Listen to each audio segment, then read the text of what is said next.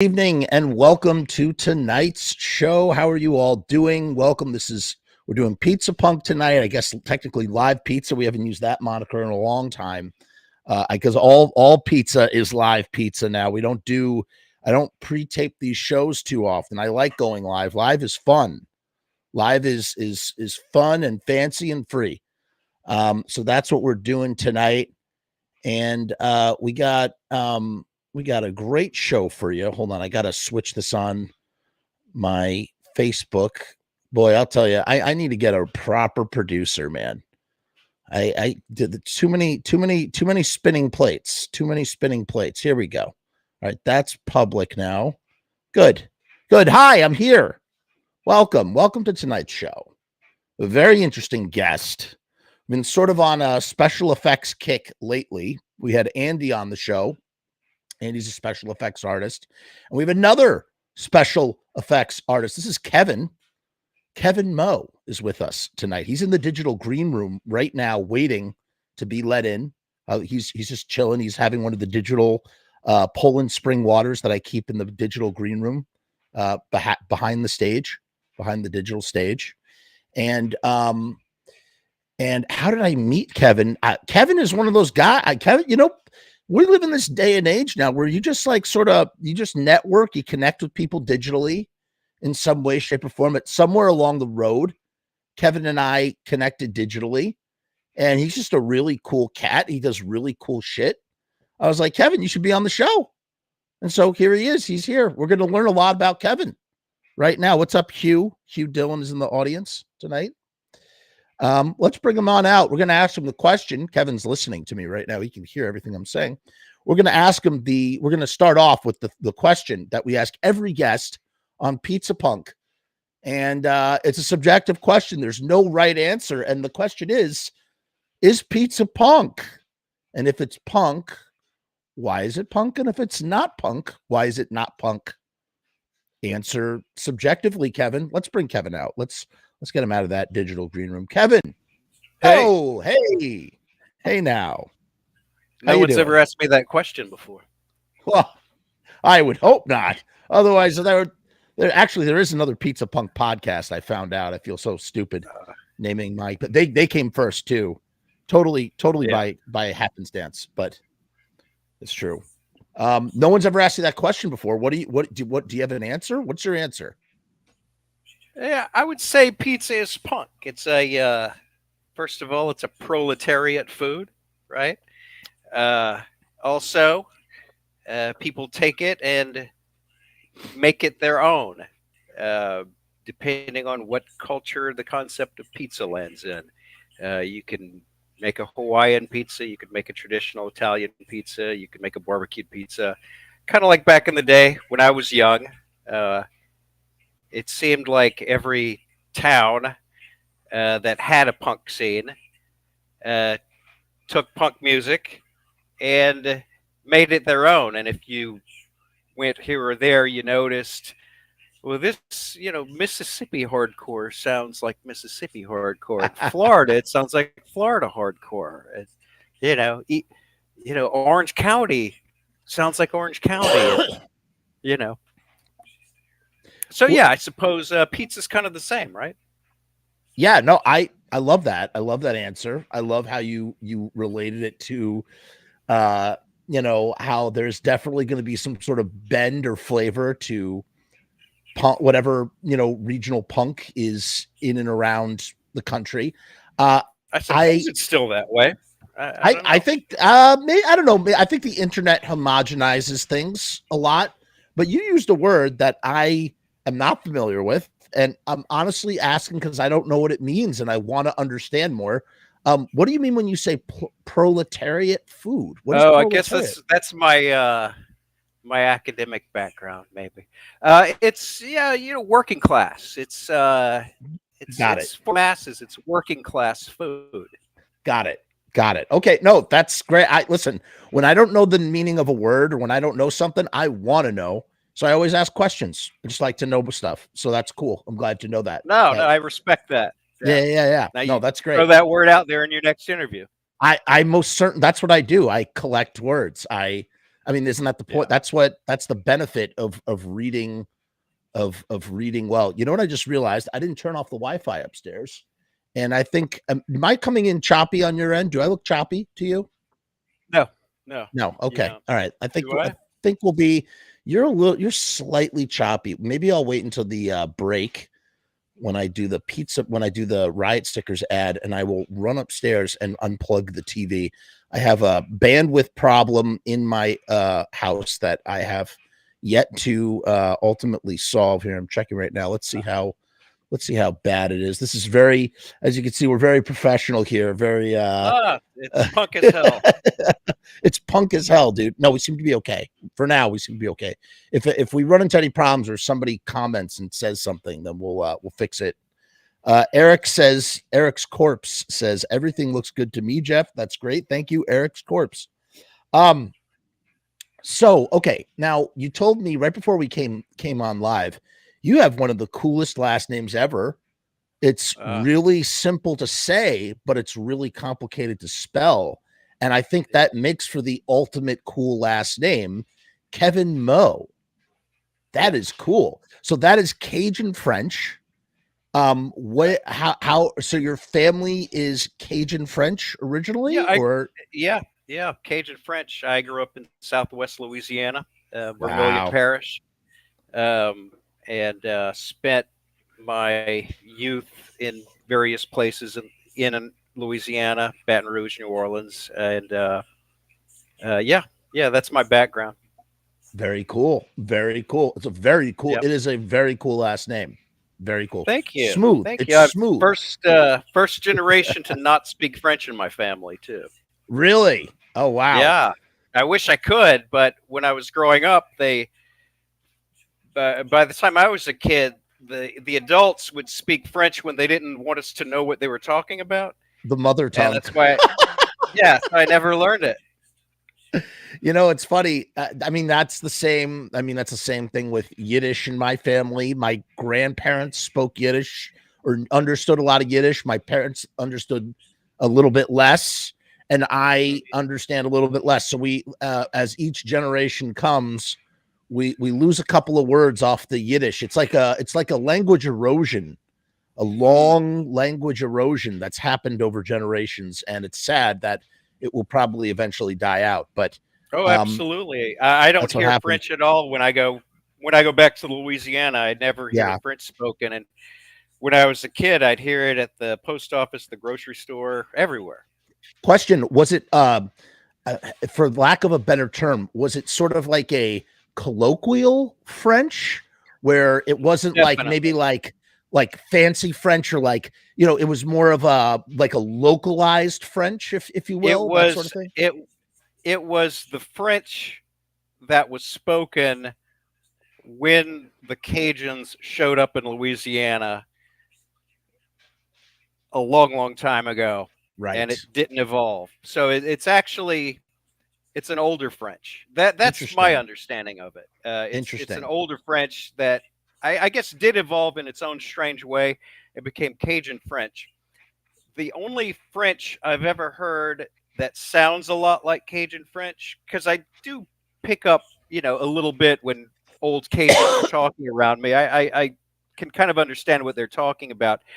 But if you go to certain parts of Massachusetts, actually, you can hear a French, the Acadian French around certain parts of Massachusetts, like Lowell, Massachusetts.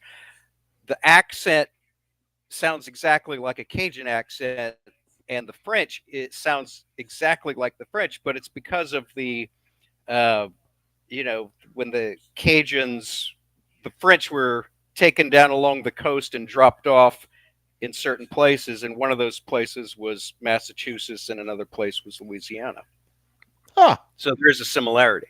So that's, so I did not realize that. So the French in Louisiana are French by way of Boston when touching down in the New World. They're French by way of Nova Scotia. Okay. It was an exile, basically. Gotcha. It was a bunch of people being kicked out of kicked out of their place.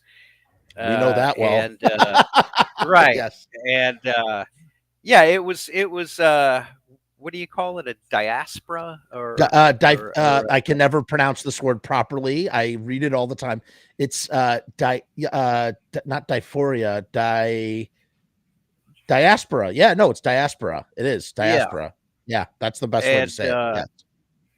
Yeah, and so there's definitely a connection there between the little pockets of French culture around Massachusetts and in the French culture in Louisiana. But like we were just talking about, it's eroding.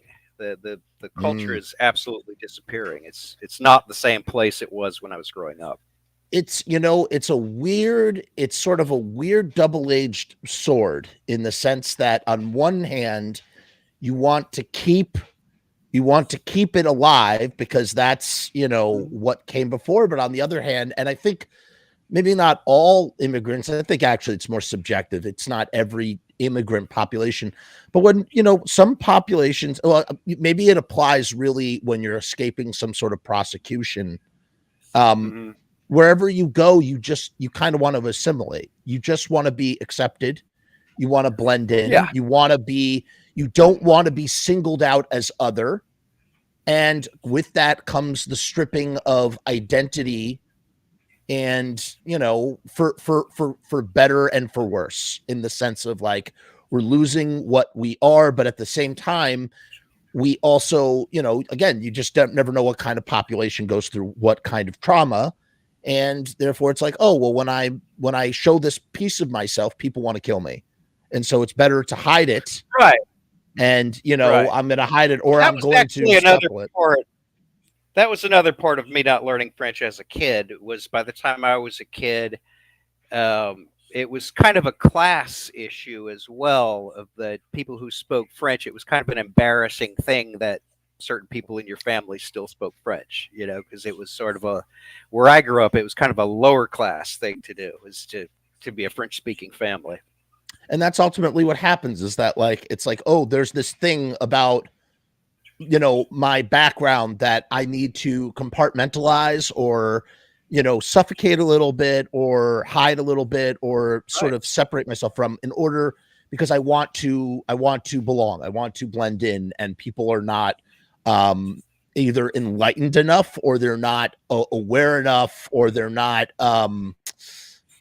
enlightened enough to embrace and accept what's different from them. And that's kind of that's a lot of people's immigration stories, not just one in particular.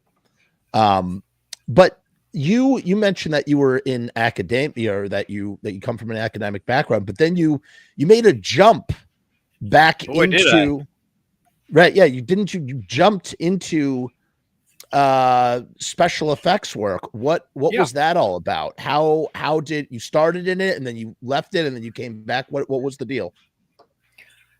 Well, like you, I'm sure, loved horror movies when I was a kid. Oh yeah. The first monster that I really connected with was the creature from the Black Lagoon. Still my favorite monster.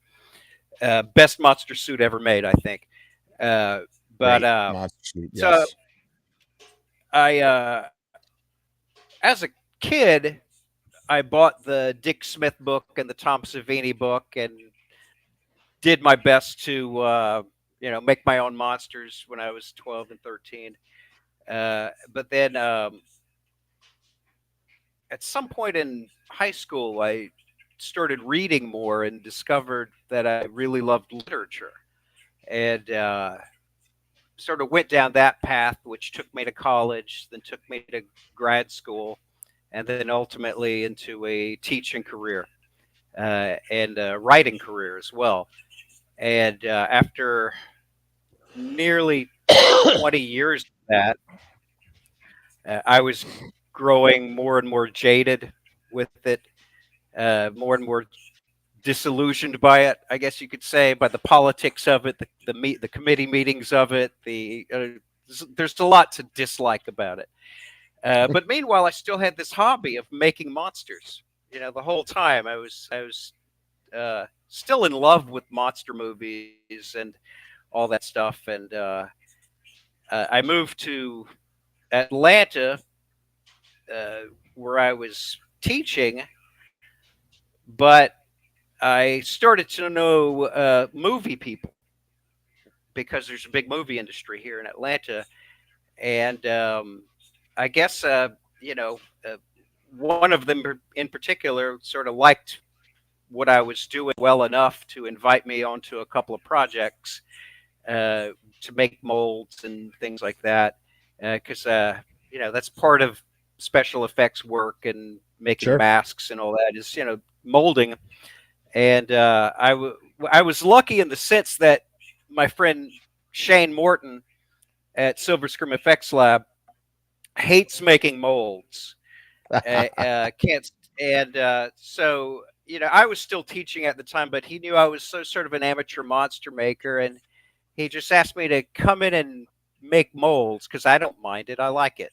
I like the whole Right. thing, and that just got my foot in the door, really. And pretty soon I realized I could sustain myself and pay bills and all that if just as well working in movies as I could teaching. And so, I said later to the teaching career and haven't regretted it at all. Um, what kind of tell me about the feeling uh, that you get when you start to realize that the thing that you're doing that's creative is actually paying bills. Like what kind of high is that for you? I Is it a remember the high? first bill I paid with it. Yes, it felt very strange. It felt very strange um, to pay a bill knowing that rubber monsters that I made paid that bill. And then, maybe 6 months later, I was paying all of my bills with that. And I realized, well, I can just switch careers. It was still terrifying, you know, Sure. it was still terrifying to make a big jump like that. But ultimately, my wife encouraged me, uh, you know, recognized that I was going to be a lot happier just living a purely creative life, and and taking whatever chances come along with that. And there are ups and downs. The older I get, the more I think that that is like as long again, predicated on quite a few factors. There are factors that come into play. Am I responsible for other human beings? Am I responsible? Like, there's like all sorts of things That's what that the come stress into is. right, Yeah, right, right. So obviously that comes into play, but with those factors aside, the the older I get, the more I think like, fuck it, you should just do whatever makes you happy in life because you only got one goddamn life to live. And absolutely. like Yeah, like absolutely. honestly, like you should just do what makes you happy as long as you're not hurting other people and as long as you can meet your obligations that you have to other people, whether it's your family or otherwise. And Yeah. um goddamn, like I just love hearing stories like that just about Well, doing stuff. the other thing about um, working with artists in the movie industry here is that all of a sudden, like for the very first time in my life, except for as a teenager going to hardcore shows, um, like I felt like I had a community all of a sudden because I never hung out with academics. Like I didn't want to talk. I didn't want to hang out with a bunch of fucking teachers. Um, every one of them wanting to talk about whatever paper they were writing for whatever conference. Those weren't interesting conversations to me. So, for about 20 years, I went in, I did my job, and I came home to my family, and but I didn't immerse myself in the culture of academia. Right. I was always very isolated within that culture, and wasn't big on faculty parties or anything like that. But once I was on a movie set, working with other special effects artists, and then going back to the lab and working all night with the effects artists. Like it really created a sort of second family for me, like a real sense of community that I'd never had before. Now, do you know, you must know, we might have talked about this in the past, but you must know, if you're down in Atlanta and you're working in special effects, do you know Will Zeidema? You have to know Will at this point, at some point. Is it okay if I vape while we're doing this? Of course you can vape. Why? Okay. Oh, I don't know. I figure if I can cuss, surely I can vape. I don't know. But I mean, like, it's like not even, it's not like you're in my house, like sitting next to me vaping. Well, like, it might be a family show. I don't know. Yeah. No, that's cool, dude. You can vape. You can do whatever. Yes, as long as yeah, go ahead. You're good. Well, I was going to say, I cross paths with so many people. Yeah. It's hard to keep track of who I've met and who I haven't met, so I can't say offhand that I know this Will guy, but I also can't say that I haven't worked with him at some point or been on a set with him at some point.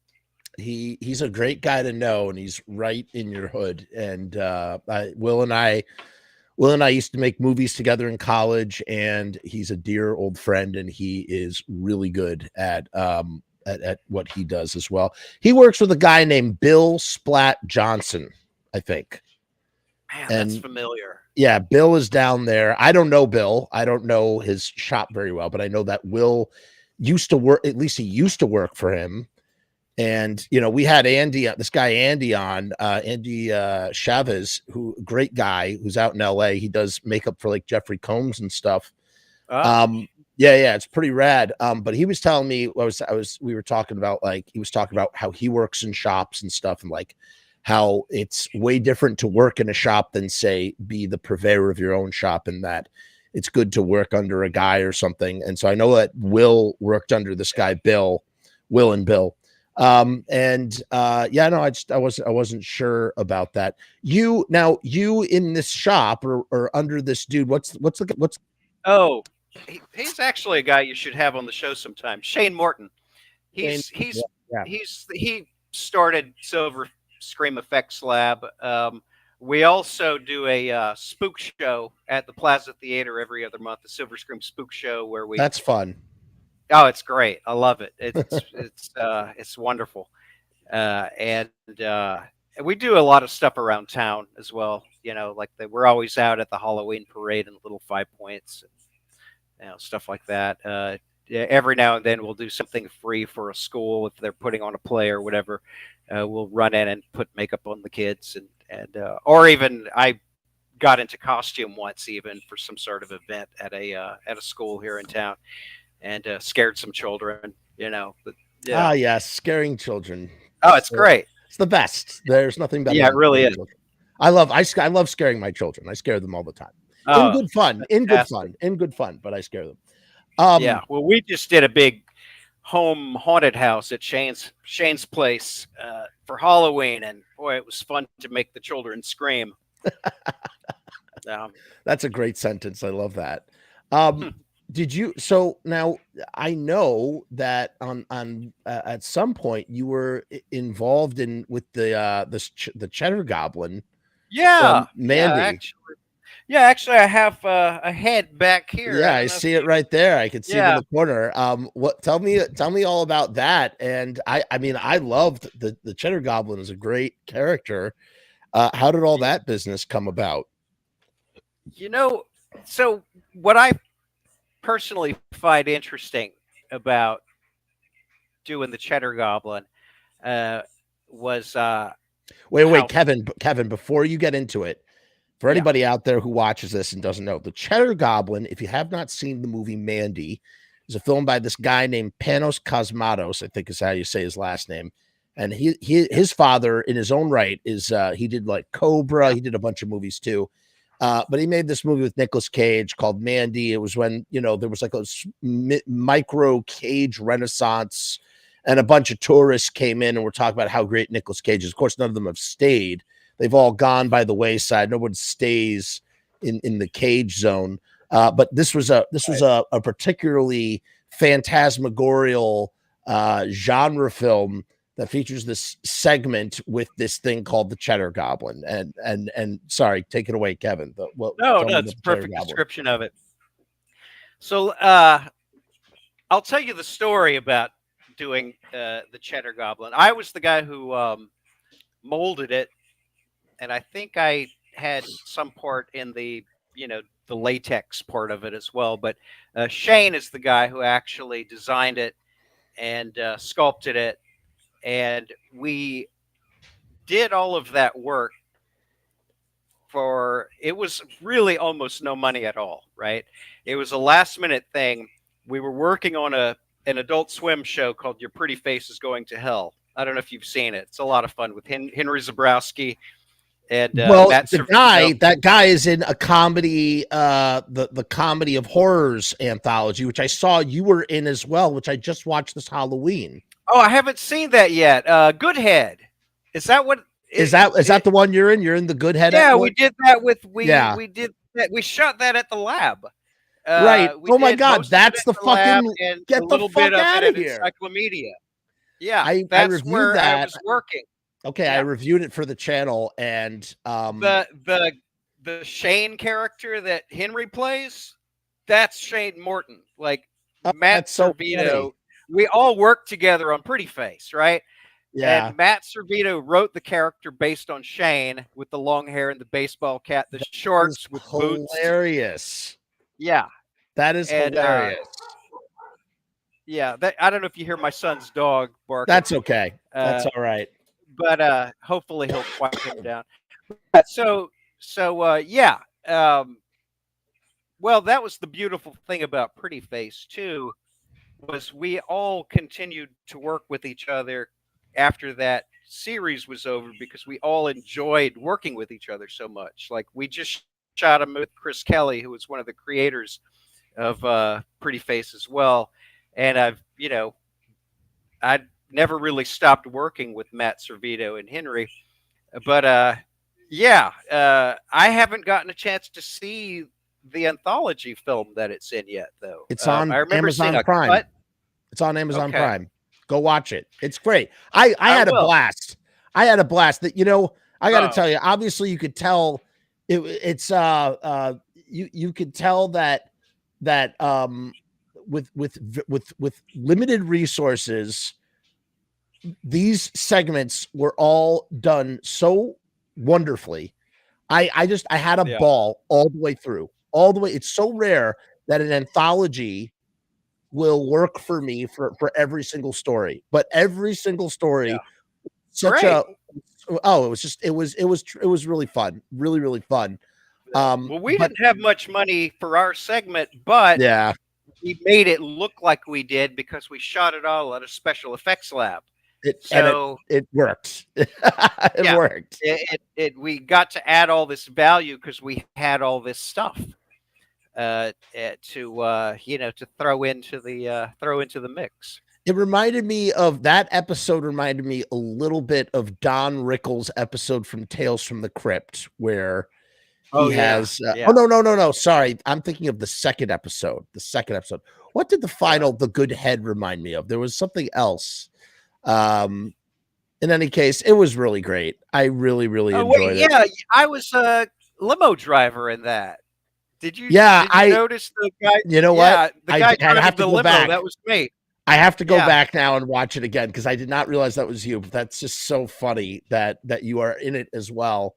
But in any case, to get back, so your Pretty Face is Going to Hell, which is also a Stooges song, by the way. I assume that they took that. Well, yeah, that was what I immediately thought. Oh, this is going to be cool. It's named after a Stooges song, right? So the way the Cheddar Goblin thing unfolded was we were all working on that show, and Chris Kelly had recently done a short called Too Many Cooks that went viral. Oh yeah, I Right. love that. That's Love it. all Silver Scream Effects Lab too. Everything you see in it. Oh my God, Uh, that's amazing. and Panos saw it and wanted whoever directed that to direct the commercial in Mandy, where you see the Right. cheddar goblin. And so we got a call from Chris Kelly, also known as Casper Kelly. I think that's usually the name that you see in the credits, Casper Kelly, but we call him Chris Kelly for some reason. Anyway, um, so we got a call from him saying, like, I've got like $500 to pay you or something crazy like that.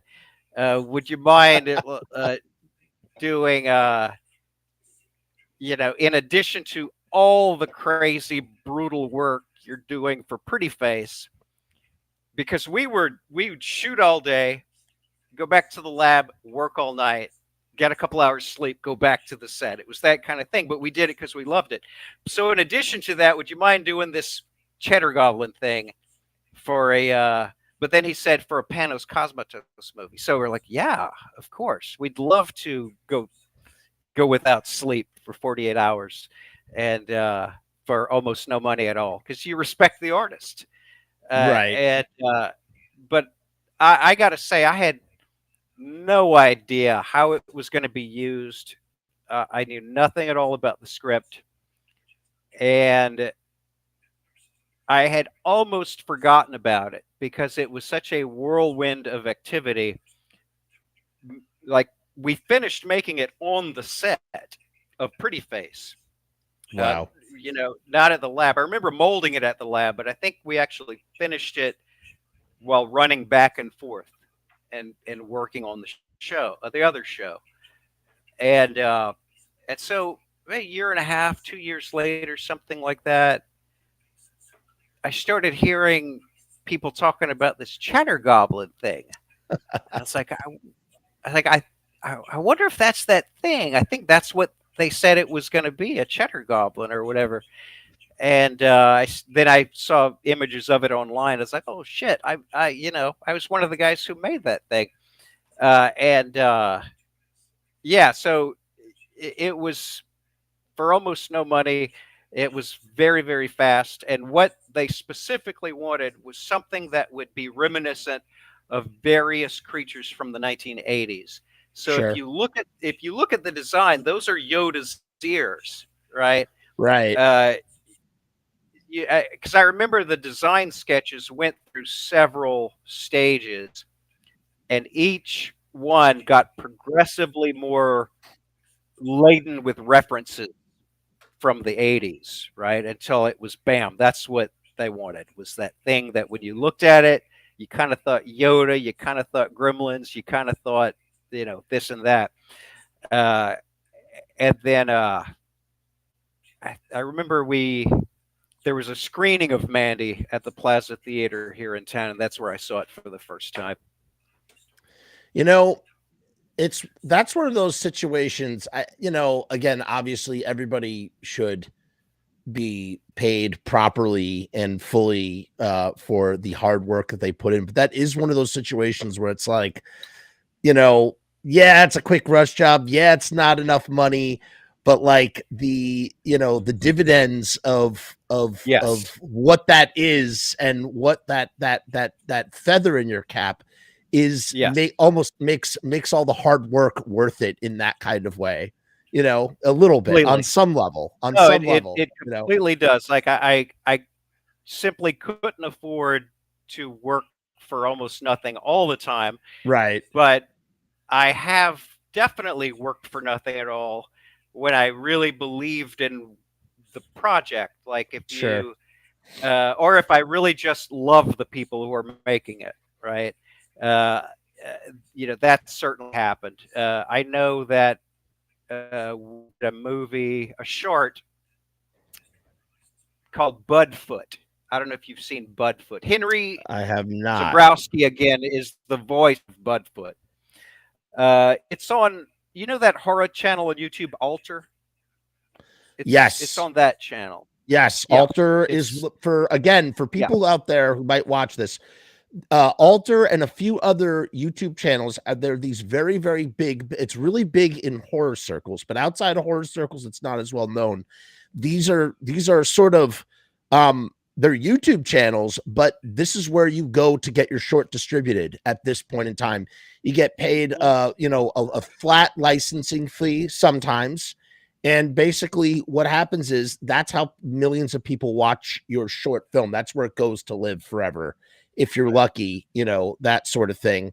And Alter is one of the premium ones. So that's great that it's on It Alter has and everything. surprisingly high quality shorts on it. Like Yeah. yeah, really, they've got good stuff. But that's where it is now. You could, if you go to Alter and type in Budfoot, what it is it was I think I think even Henry might have worked for free on that, to be honest. I think the only person who got paid because he had to fly in from Los Angeles was a wonderful artist um, named God. Why am I blanking on his name? He's my good friend, Skinner Davis. I don't know Okay. if you're familiar with the artist I'm Skinner Davis. He does like the not. Mastodon album covers. He's good buddies with Buzzo from the Melvins. I know He's a pretty Buzzo from the well known. Melvins. That's cool. He's a Skinner's a pretty well known like psychedelic Cthulhu type monster artist.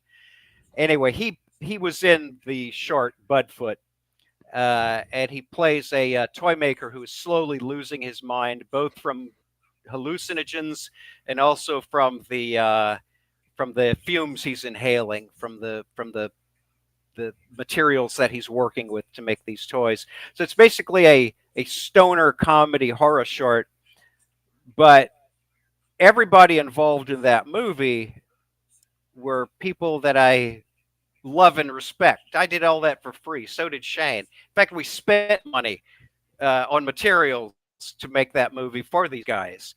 And it was a hot, grueling week of hard work.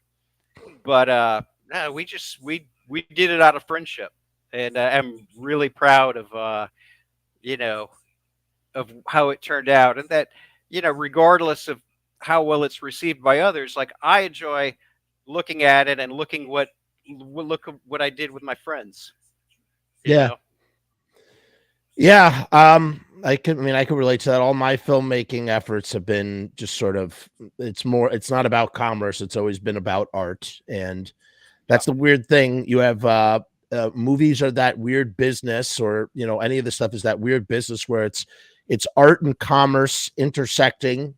And sometimes it intersects on one side of the spectrum and intersects on the other side of the spectrum, one side of the spectrum being art and the other side of the spectrum being commerce. And maybe when you go to like one of the, say, I don't know, like a Marvel movie or something where it's farther along the line of commerce, as opposed to, an art house film that's going to play at a few screens. And that's more on the art side where people want to work on it for the sake of working on it. It's just weird. It's a weird medium, a weird collaborative medium, filmmaking in that kind of way, yeah. you know?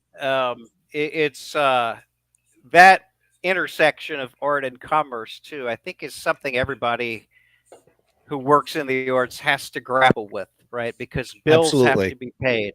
You have to keep your lights on, and um, sometimes you take jobs just to keep the lights on. But in my experience, you absolutely have to do those things out of love too. Uh, Yeah. I for me, I mean, this is why we do the spook show, right? Nobody gets paid for doing that. For me, it's because it's that feeling of the little rascals when they say, "Let's put on a show," you know, and those are the best episodes too, because it's like that excitement of, yeah, let's put on a show, let's make a monster and do something, and it reminds you why you got into this in the first place. Sure. Sure. Now, on the flip side of all of that, you do some, you have a very successful Etsy business. Yeah, yeah. I you do pretty guys, well on it. Yeah. you guys do. I mean, you do. You seemingly do extraordinarily well. I'm going to pull this up real quick. Hold on. You have this really cool. So much like our friend Charlie, who was on the show, Charlie Fitz, and he had. We took a look at his crafts and what he does on Etsy. Kevin here has his own proprietary storefront, of his own creations. We're gonna pop this open. You can peruse yourself.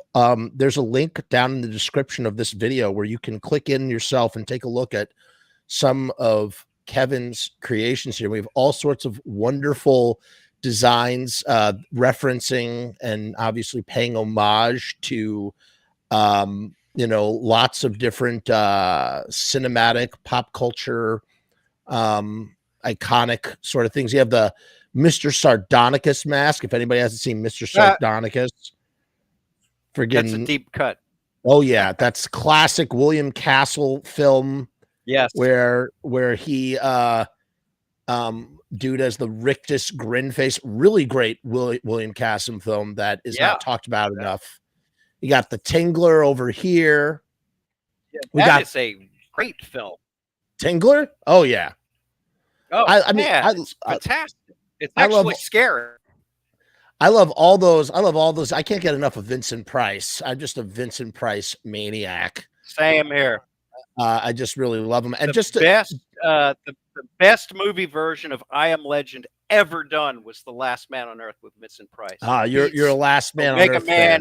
It beats the Will Smith movie because it's true to the book.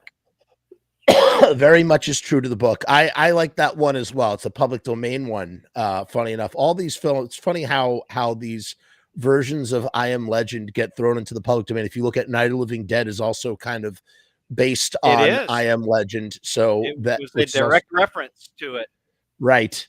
Written by Richard Matheson. And as you can see here, I mean, you got a lot of admirers. You've done a whole bunch of sales, and you just make really cool crafts. We got the Reanimator anatomical head tribute mask. You got a Nosferatu skull. This is really fun.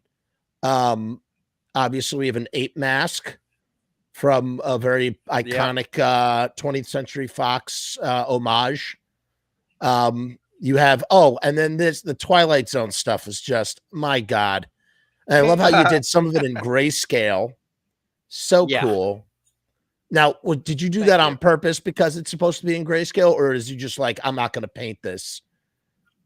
No, I wanted to do both, flesh colored one, but for my own taste, because foremost, I make this stuff for myself, right? The shop is I make the stuff that I really want to make, and I thought if I'm gonna put one on my shelf, I think I'd rather make one for myself that's grayscale, and I like the way it looks, so I just added the grayscale to my shop. Sure, it's great, man. And also you have the masks from that Twilight Zone episode where they put on the masks and they get their faces get stuck that way.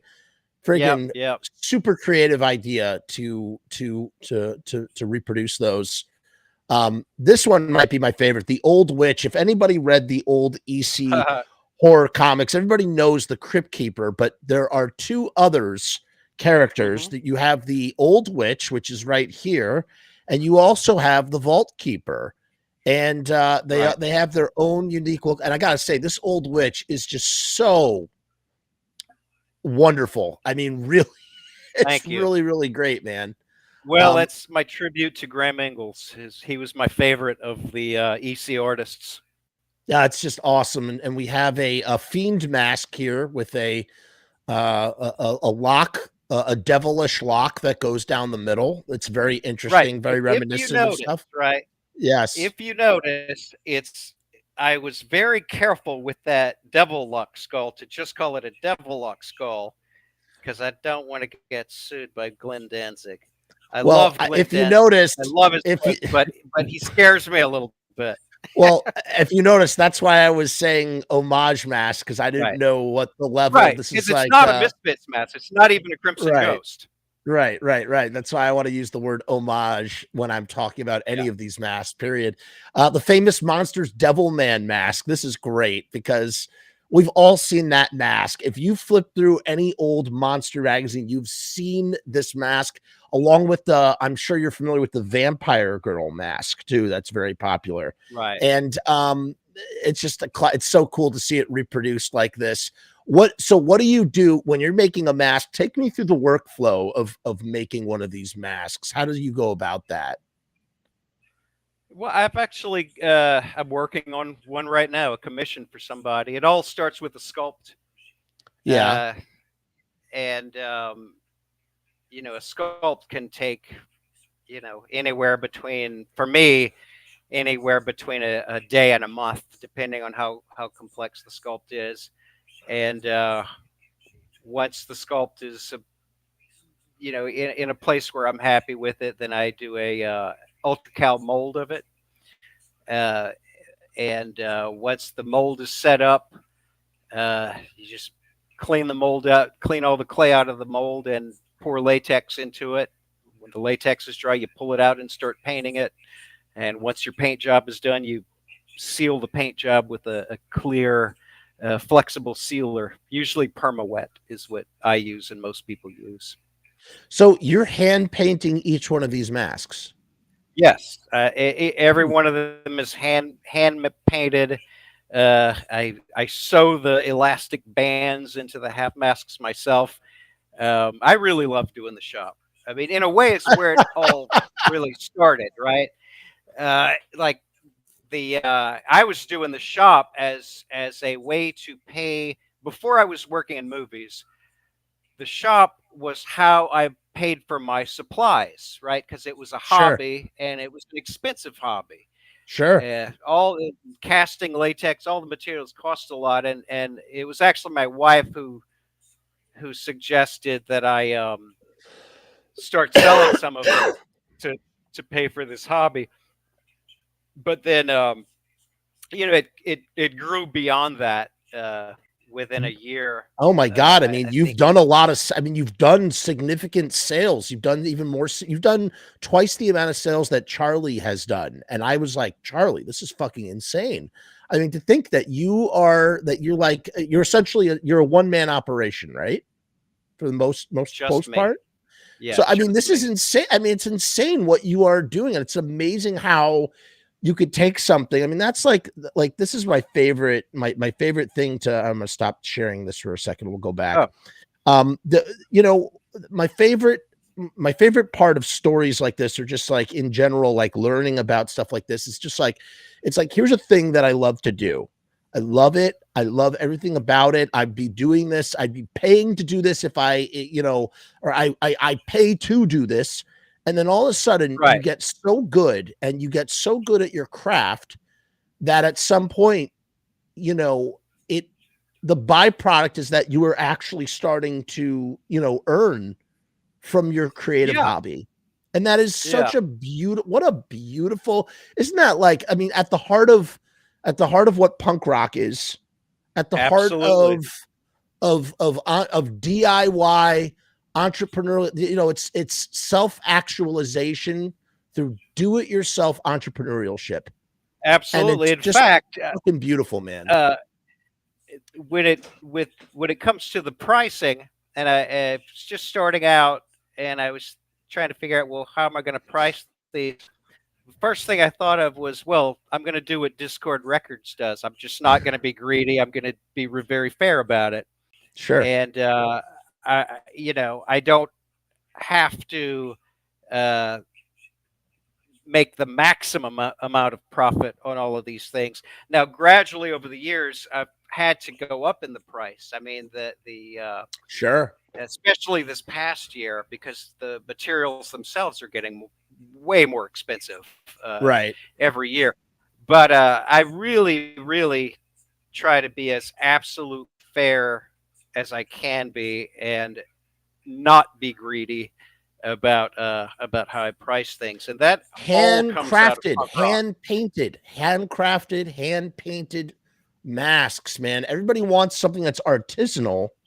And that's what this is. It's all artisanal shit, man. And that's just what's so cool. You did the Black Flag My War puppet, which is awesome. Yes. Which is awesome. You know, was that popular? Were people tripping on that one? Yeah, actually it's fairly popular, and I'm not gonna say, like, I've sold a couple to people whose names you'd actually recognize, but I'm not gonna. Yeah, I'd feel weird saying who it was, but understandable. I was surprised. Yeah, I was surprised who wanted these damn things, because like everything else that's in my shop, I made it mainly for me to begin with, right? Like in just about every case, it was something that wasn't available, and then like the Twilight Zone masks, even those, when I started doing those, you couldn't find anybody else making those. Now, actually, I think a couple other people are doing them now. Fairly big companies, at least one big company is making them. It doesn't seem to affect my sales at all. But I made that because you just couldn't buy one, and I wanted one. Same thing with the Belial that I made, and I mean, but that's so how. Cool. Going back to talking about Glenn Danzig and Plan 9 and like just pressing, those guys used to make T-shirts, and that's why they made the T-shirts, because they couldn't buy them in stores, so they started printing them up. It's the same philosophy, and the thing about philosophy is it's sticky. Philosophy is sticky. And you know what else is sticky? Stickers. And the stickers that I'm holding up here are from riotstickers.com. Riotstickers.com is the official sponsor of the Frumess channel. And as you can see here, they have printed up several stickers. This is from a movie, a public domain movie called Trip to the Moon, one of the first science fiction film ever created in 1902, a masterpiece. And Sharpie Riot, he printed up these stickers. He printed up the banner behind me, and you can see that's my face there. I had to put my own mug into the moon because I wanted to make it mine. And you can get stickers printed up from riotstickers.com. Running a special promotion. It's you can get 1,000 stickers for $79. You're not going to find a better deal. That's 7 cents a sticker. And you can only get it at riotstickers.com/Frumess, FRUMESS. There's no promo code anymore. We got rid of the promo code. It's now just riotstickers.com/Frumess. You go there, and that's where you're going to find the deal. You're not going to find it anywhere else. These stickers, they have a UV coating. Kevin, you're a smart guy. Why would you have a UV coating on a sticker? What's the point of having a UV coating on a sticker? Idea. To protect it from the sun. To protect it from the sun. Oh. You got to protect your image. So you could slap it on your car. Sure. Slap it on your car. They're also printed on vinyl, which makes them very waterproof. So, riotstickers.com is a place to go to get some stickers. Like I said, 7 cents a sticker, $79 for 1,000 stickers. You can't go wrong. riotstickers.com/FRUMESS for the special promotional deal. We're going to take a quick 60-second break and play the riotstickers.com theme song from the guy in Less Than Jake. We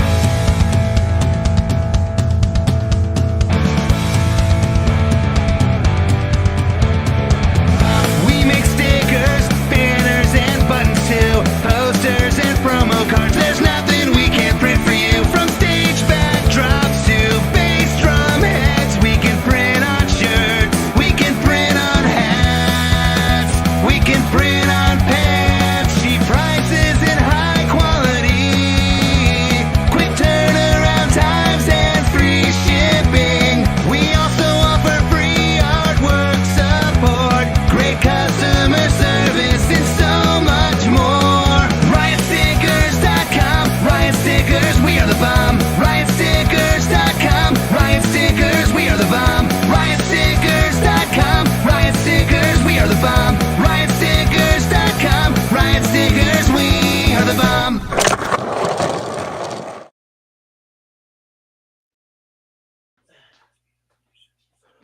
Whoa, there we are.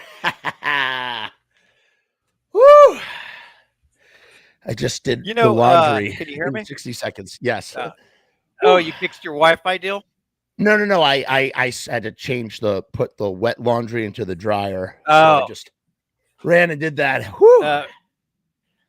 Yeah. real quick, I had wanted to say one of the things that really surprised me about how well my Etsy shop has done was, I thought that my tastes were obscure. Like I didn't think, well, who'd want a tingler, you Right. know, and who'd want a, you know, uh, uh, hanging beholder head with all the eyeballs and stuff, other than me.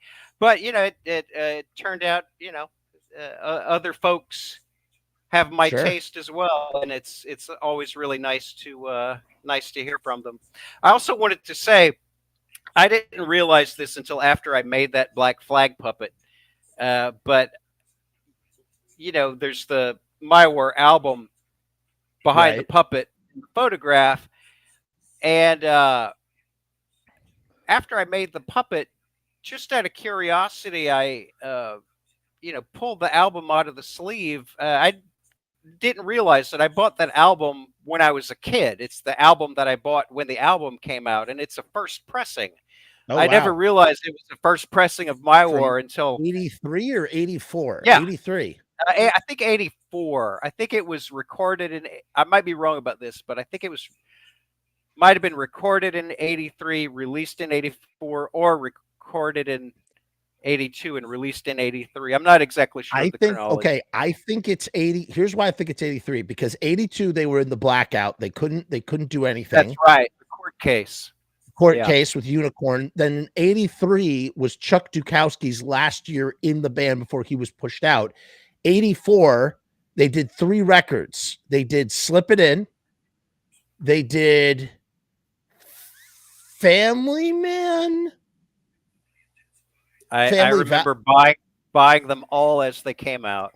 Yeah. Hold on a second. Now we got to check. We got to go to the Loose Wikipedia Nut. now. Loose Nut, Black, Slip It In. I remember a rush of albums one year or over a 84. period. 84, there were 3 albums that were done, and that had Bill Stevenson on drums. There's a process of weeding out. Hold on, we're gonna look this up. I'm positive it came out in 83, but hey, you would probably know better than me. But let's just take a look. Now I gotta probably check. not. I have. Oh, how about that? Ready? Uh-oh, we got frozen. Did I freeze? Who froze? Son of a damn.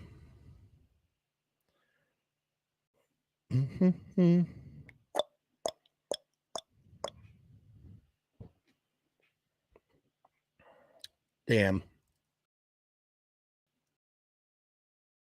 He froze.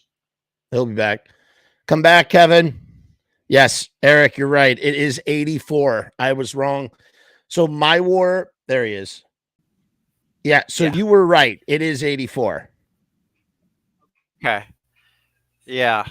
So Damage was 81. My War was 84. Family Man was 84. Slip It In was 84. Loose Nut is 85. In My Head is 85. And then What the in 2013. Oh boy, I don't want to talk about that one. But I just saw Black Flag earlier this month, and it was not good. Yeah. No, I saw it. Check this out. This bill was Total Chaos, the Dickies, TSOL, and Black Flag. I had to go.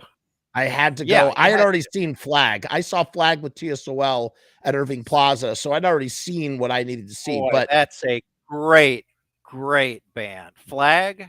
Yeah, Flag with TSOL was amazing. So then I saw TSOL with Black Flag, and I got to tell you, that guy, he's a Henry Rollins clone, man. I was not into it. It just wasn't good. Wasn't good. Yeah, not the Black Flag I want to hear. But speaking of Black Flag, right? Yeah. Black Flag for me, they were the life-changing band, right? I remember as a kid, I was curious about punk, and I was listening to Sex Pistols, The Clash, Generation X, and I liked it, but it all sounded like rock and roll to me. Like it's just good rock, but yeah, I didn't hear much difference even in the Sex Pistols. Uh, but I remember the way some people remember what they were doing when Kennedy got shot. I remember the needle going down onto the Jealous Again EP and the words of the song. It's as clear as anything in my Is that head. Revenge? Does that have Revenge on it? Yeah, and it's the first track is Jealous Again. Yeah. And it's got Jealous Again, Revenge, No Values, and and I remember the feeling that I had was that's what I was looking for. Like that's the sound that I wanted to hear when I was hearing about punk rock. It was the sound on the Jealous Again EP. That guitar, that crazy guitar tone. God, it was that was a life-changing record for me. Real quick, Angus says who has 10.5-inch. I believe that was 86. I think that was one of the last things Yeah, that Kira they was put in out. the band, and I want to say Bill wasn't there anymore either. It was Anthony on drums for the 10.5. Yeah, because Bill is on the Live 84, which came out much later. But yeah, I was never crazy about Anthony's drumming. Like he was solid 4 on the floor drummer. Personally, for me, it's yeah. Bill is to me like. By the way, good to see you, Carpetbagger. Good to see you, Angus. Bill. I wonder if that's the Carpetbagger I know. I don't know. Carpetbagger, not Carpetbagger. Sorry, my bad. Oh, okay. Carpetbagger is a longtime listener of the show, as is Angus and a few others. Friggin' you saw Black Flag on that tour. My favorite drummer ever. He is best live drummer I've ever heard in my life. He is an amazing drummer. We've spoken about him at great lengths on the show, and you know what really puts me in awe of him is really, the power that he has in his wrists. He's not playing with his arms. Everything that he does is in the wrist. He has such control. He doesn't I don't know. I'm at a loss for words trying to explain it. No, the only person I could compare that wrist technique to is Earl from the Bad Brains. Also who reserves his energy. Marky Ramone. Marky Ramone is that way as well. Marky Ramone is actually really probably the number one when it comes to wrist action. I mean, the way that guy is not moving his arms when he plays Ramone songs. And how do you get so much power? Wrist. How do you get all that power? You know what he does? And again, that's the secret to some of these drummers. They're not using their arms, they're using their wrists to play. And how do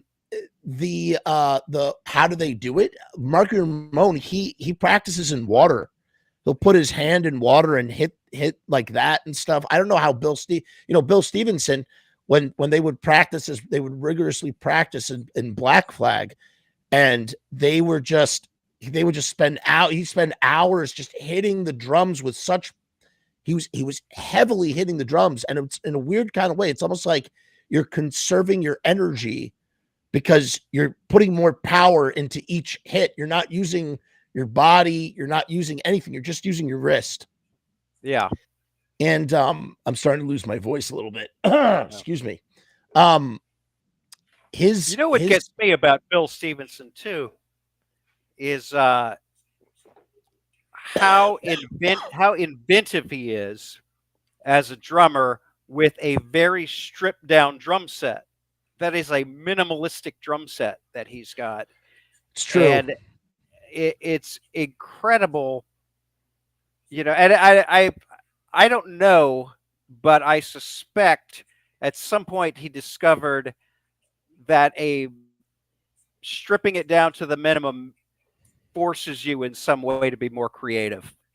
Well, That's my if you take a suspicion. look, when you take a look, I don't know how much input he had in creating the drum beats for, say, Black Flag songs, but when you look at All and Descendants and stuff, you can see all the sort of I don't know, again, lost for words here, not a musician, the unconventional approaches to some of the tempo. The tempos are unconventional and all over the place, and he's not, and yet at the same time he has such pop sensibilities, which is what makes him so, like, the Descendants are one of those bands.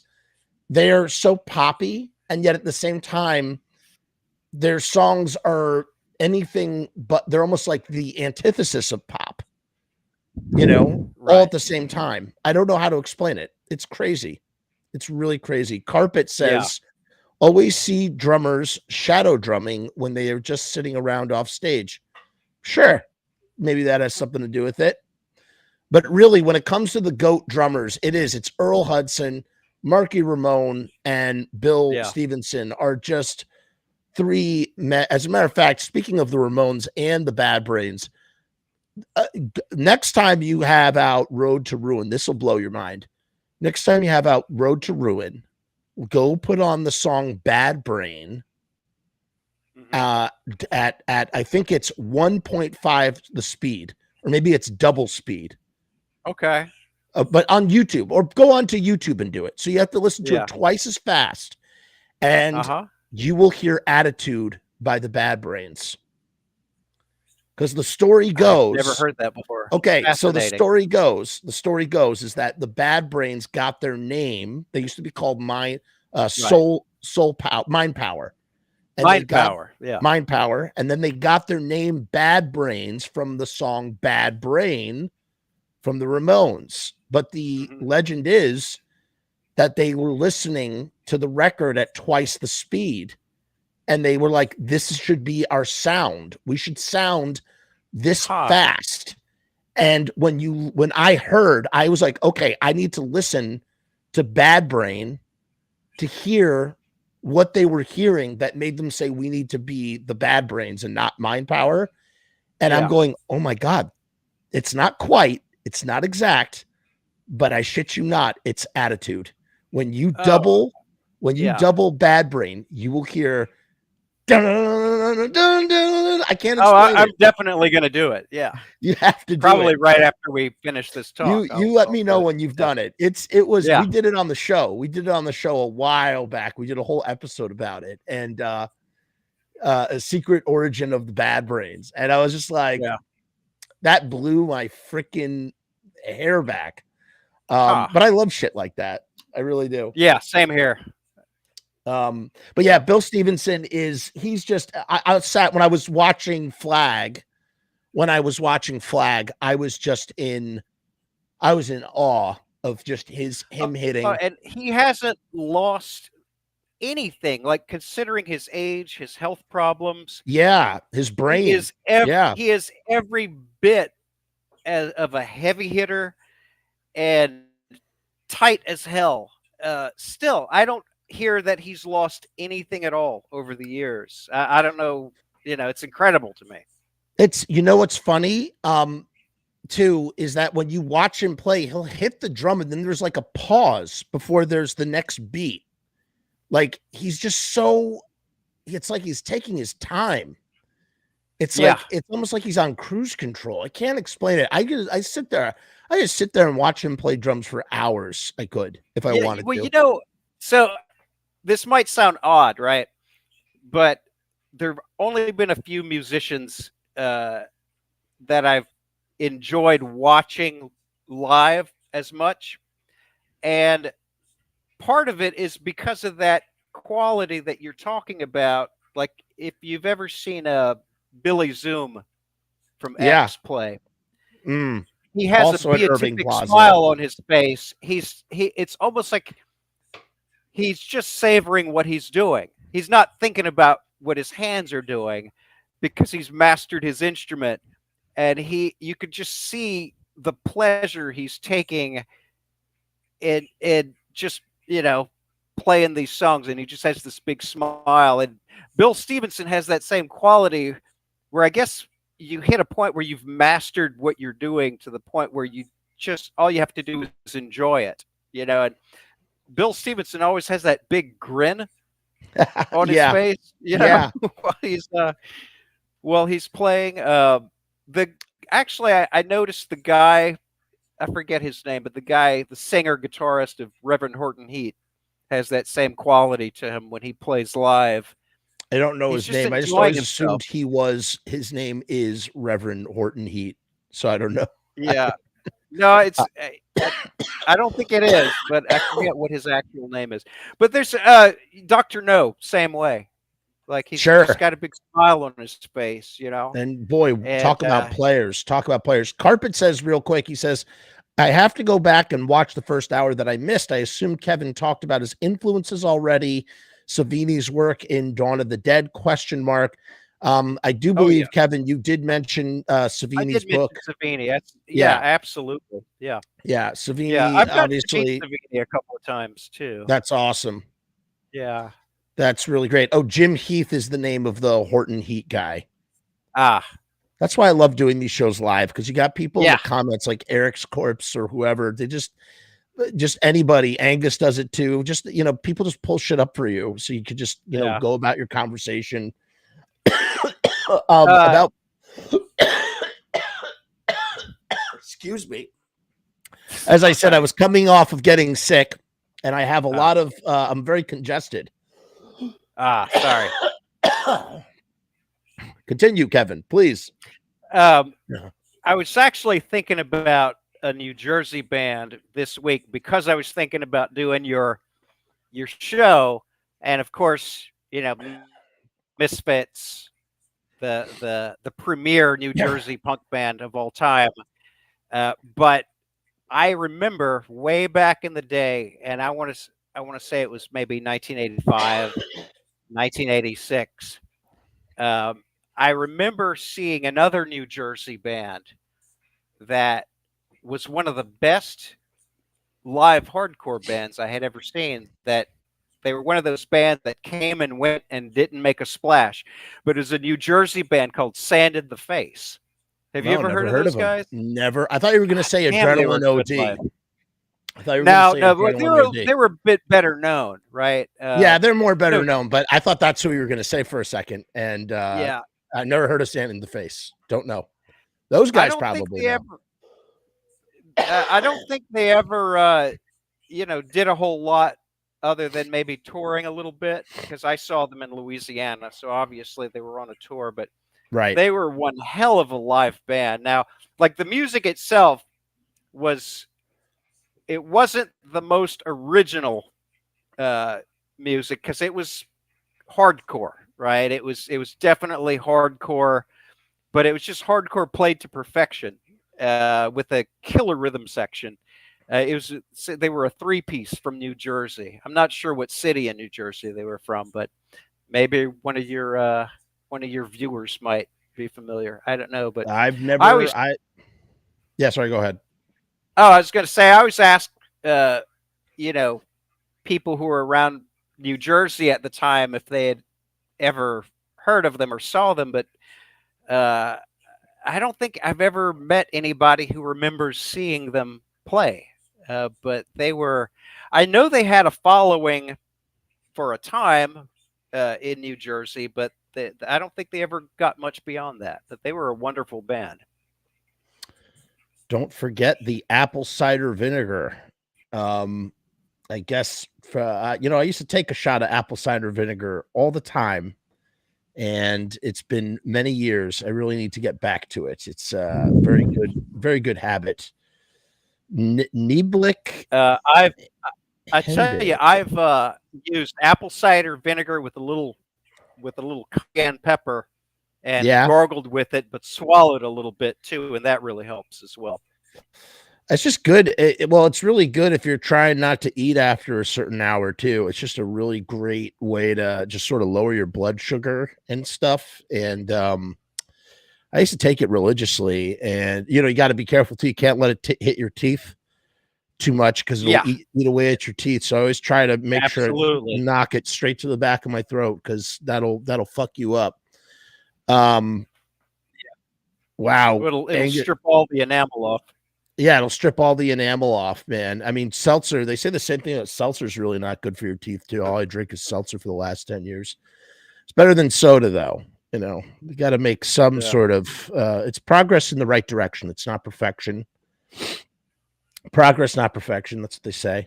To go back to Billy Zoom for a second before I had this enormous coughing fit. What's interesting to me about Billy Zoom as a player is that generally, not all bass players, certainly not the Duke, not Chuck Dukowski or Jerry Only, or there's some exception. Maybe this is more of a rock thing than say a punk rock thing, because a lot of punk rock bass players thrash about, but generally bass players are very sort of statuesque on the stage in a very grossly generalized way. I say that. But and usually the guitar player is the one that's sort of peacocking around with their guitar and doing their guitar thing.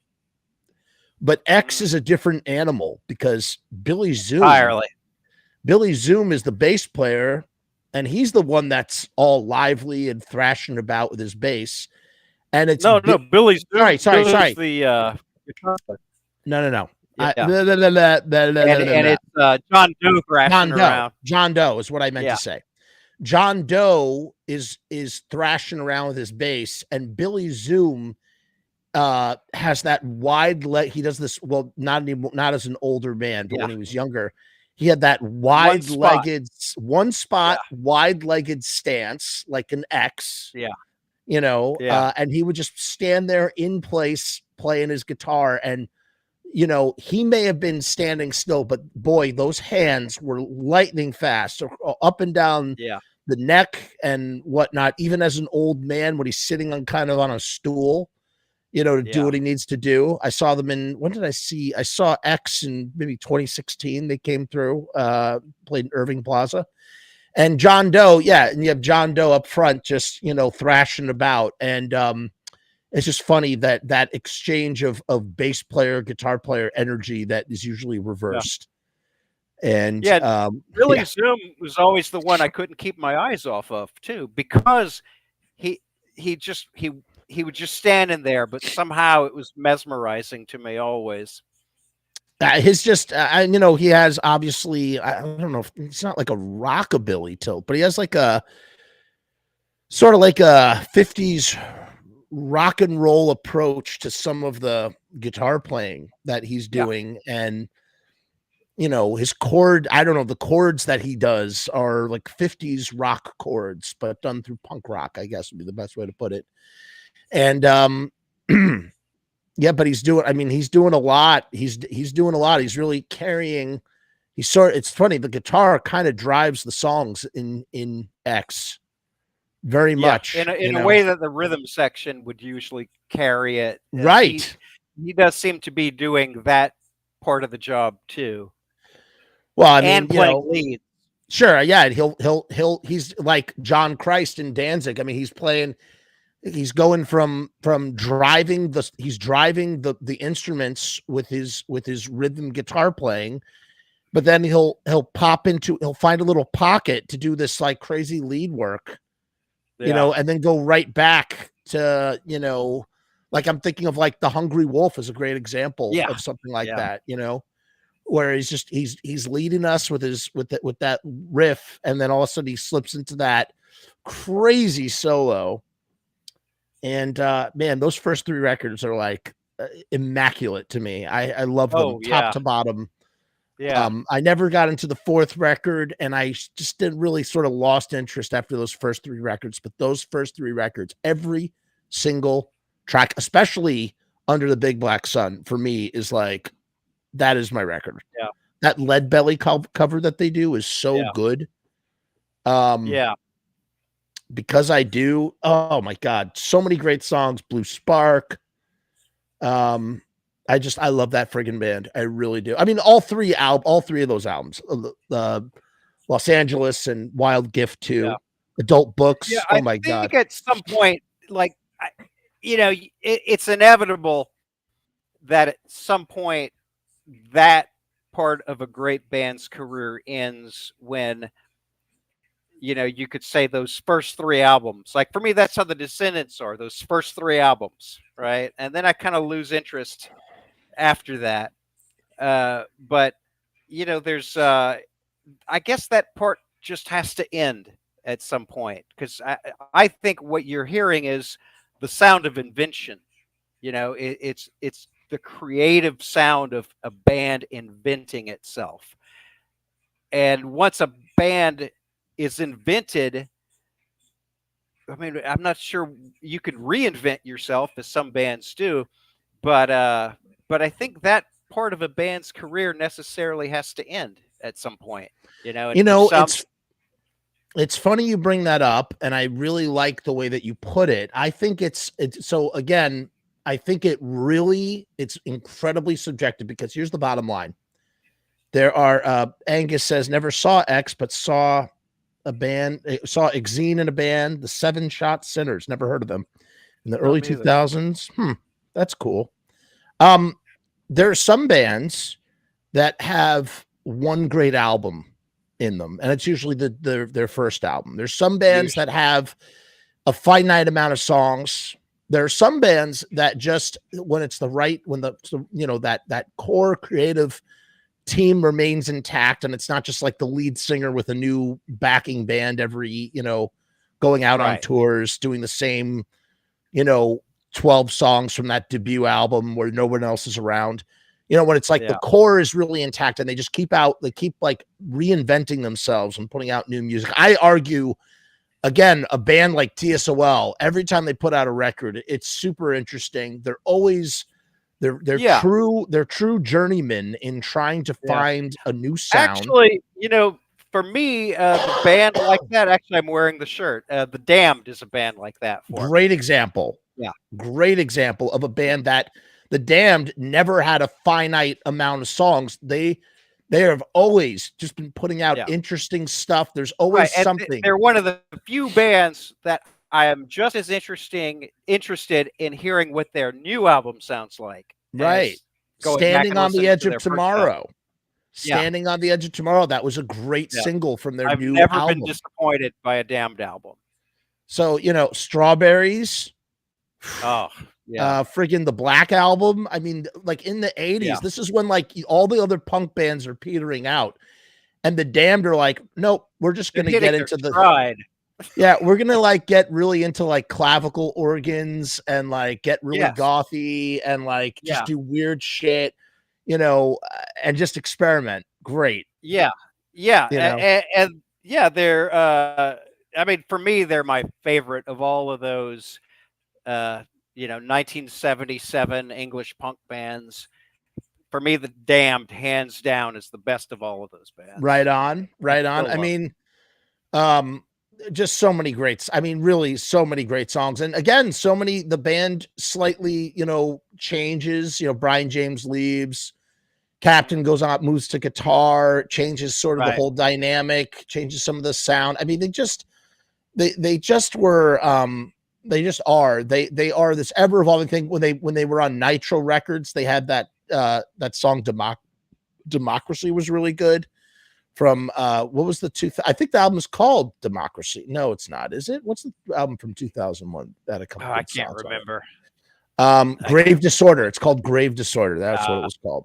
They just, yes, they're always pound for pound. So you have bands like that are just always out there, and then you have some bands that they have this window where they're going to create their really great shit that stands the test of time, but everything that they do afterwards is not going to be great. And then you have some bands, here's the worst scenario, where again, I love the Pixies. They're one of my favorite bands ever. I just love the Pixies. And they have this weird problem where, they broke up and they reunited, and every single song they put out in their original period, they put out 5 albums. These 5 albums are, again, talking about immaculate. I love every song top to bottom, love their title. When I have listened to the Pixies, I don't listen to songs. I just listen to the whole album start to finish, and I'll listen all the way through their whole discography. That's how I do it. Yeah. And then they were very good at creating an album too. Like very good. The consistency of what from start to finish, what an album is or what an album used to be back when there were albums as a cohesive work of art. Like that's how they were one of those bands, or each album had a stamp on it. It was cohesive.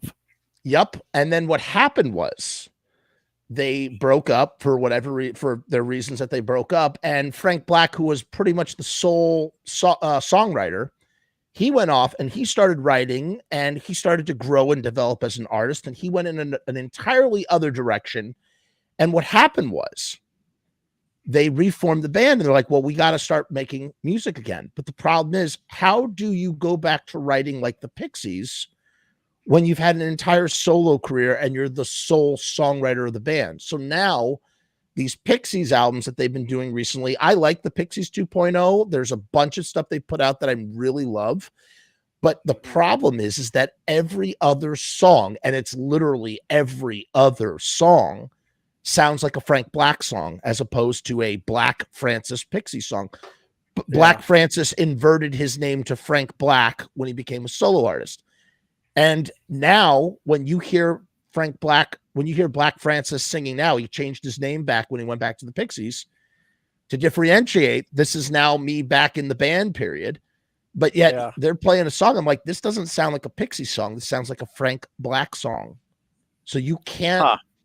So we have this weird, and they put out a very cohesive album called Beneath the Eerie, which came out in 2019. And that's probably the closest that they've come to in a return to form. They've done this is their fourth new album together as a band, and without Kim Deal. And it's just not the same. And part of the reason is because he's trying to write Pixies material. It's the same thing. The eternal question, what a new Misfits album would sound like.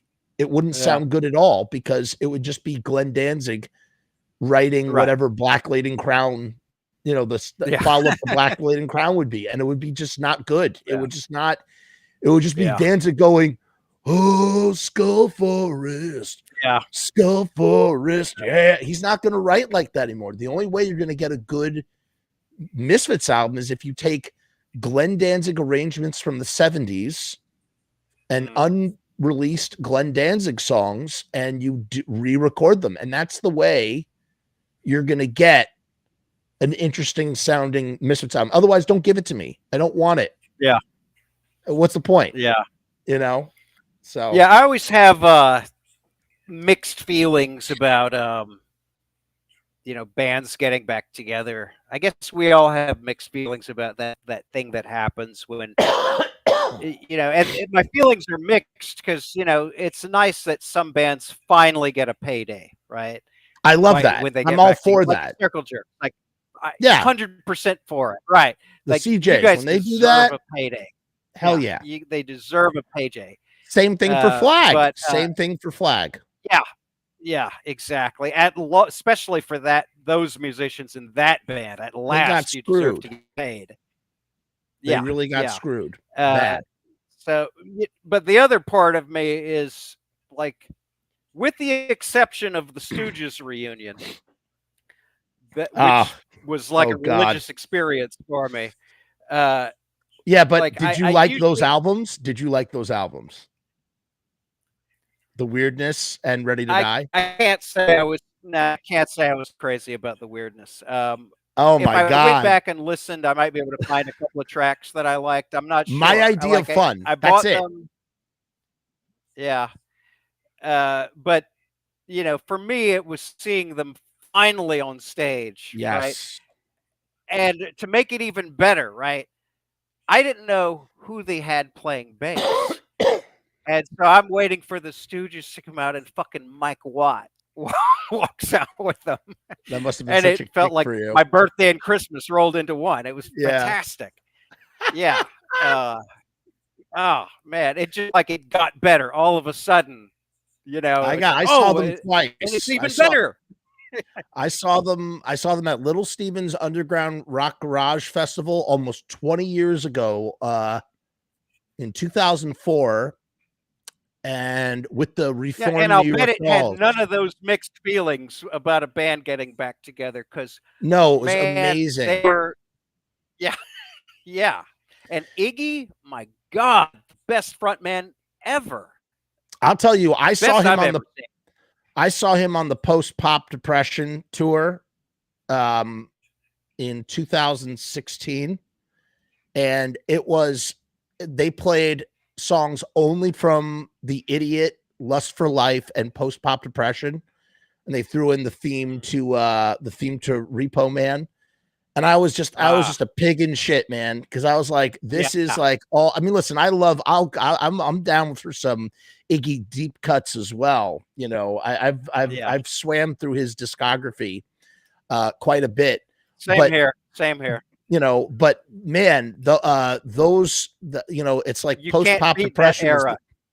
yeah, but that post pop depression, along with those Bowie Berlin albums, it was just I was in heaven, man, and he was great.